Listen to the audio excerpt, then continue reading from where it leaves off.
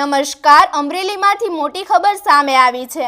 અમરેલી જિલ્લાના બગસરા શહેરમાં પાણીના સતત વેડફાટની સમસ્યા ગંભીર બની રહી છે।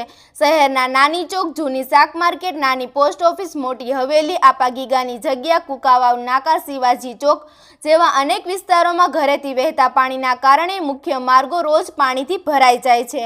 આ પાણીનો બગાડ માત્ર સંસાધનોની નુકસાની જ નથી, પરંતુ રાહદારીઓ, વાહન ચાલકો અને મંદિરે જનાર ભક્તો માટે મોટી મુશ્કેલી ઊભી કરે છે। પાણી ભરાયેલા રસ્તાઓ પર ચલાવવામાં જોખમ ઉપરાંત ગંદકી અને દુર્ગંધ પણ વધે છે।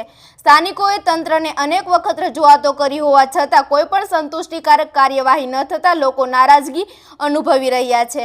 મનુભાઈ સહિતના નાગરિકોએ પાણીના વેડફાટ પર કડક નિયંત્રણ અને તંત્રની તાત્કાલિક કાર્યવાહી કરવાની માંગ કરી છે। વધુ સમાચાર માટે જોતા રહો આરપી ગુજરાત ન્યૂઝ, રાજકોટ।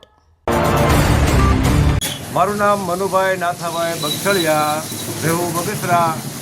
સાહેબ, હવે અમારી એવી પરિસ્થિતિ છે કે રામદેવ મંદિર પાસે પાણીનો બેફામ ઉપયોગ થાય છે। રોડમાંથી એટલું બધું પાણી ઢોળાય છે કે આવતા જતાં રિક્ષાવાળા, મોટરસાઇકલવાળા બધાએ બ્રેક મારે સીધા લપસીને પડી જાય છે।